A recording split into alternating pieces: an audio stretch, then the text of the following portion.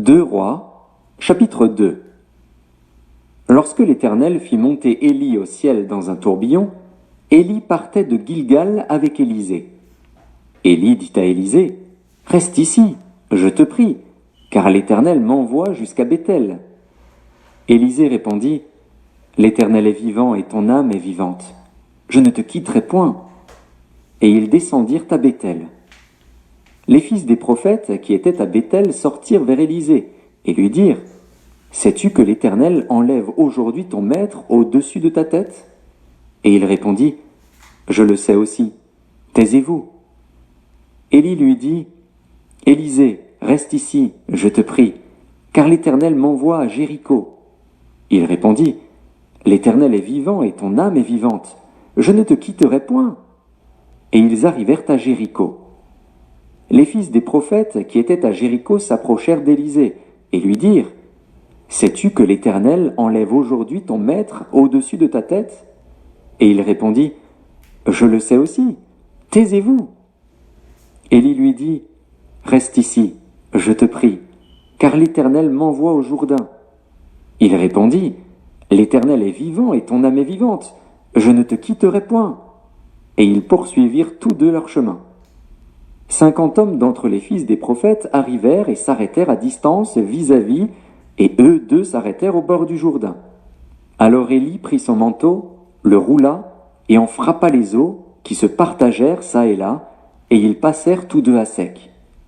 Lorsqu'ils eurent passé, Élie dit à Élisée, « Demande ce que tu veux que je fasse pour toi, avant que je sois enlevé d'avec toi. » Élisée répondit, « Qu'il y ait sur moi, je te prie, une double portion de ton esprit. » Élie dit, « Tu demandes une chose difficile, mais si tu me vois pendant que je serai enlevé d'avec toi, cela t'arrivera ainsi. Sinon, cela n'arrivera pas. » Comme il continuait à marcher en parlant, voici, un char de feu et des chevaux de feu les séparèrent l'un de l'autre, et Élie monta au ciel dans un tourbillon. Élisée regardait et criait, « Mon père, mon père, char d'Israël et sa cavalerie !» Et il ne le vit plus.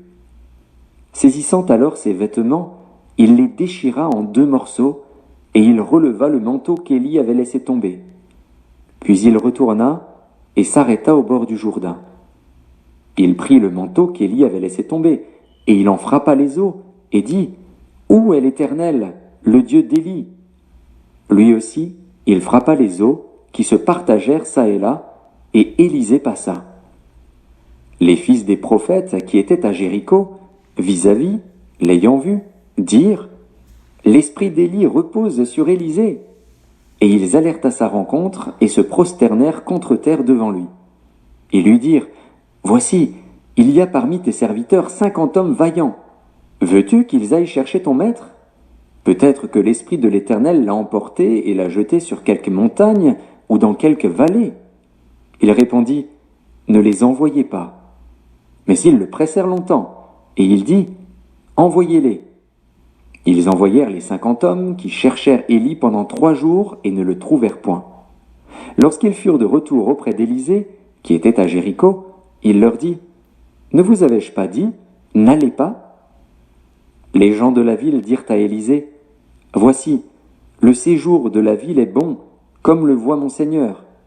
Mais les eaux sont mauvaises, et le pays est stérile. » Il dit, « Apportez-moi un plat neuf, et mettez-y du sel. » Et ils le lui apportèrent.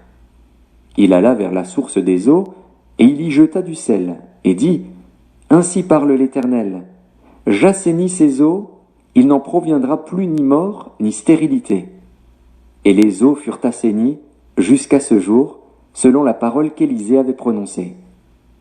Il monta de là à Béthel. Et comme il cheminait à la montée, des petits garçons sortirent de la ville et se moquèrent de lui. Ils lui disaient, « Monte, chauve, monte, chauve !» Il se retourna pour les regarder, et il les maudit au nom de l'Éternel.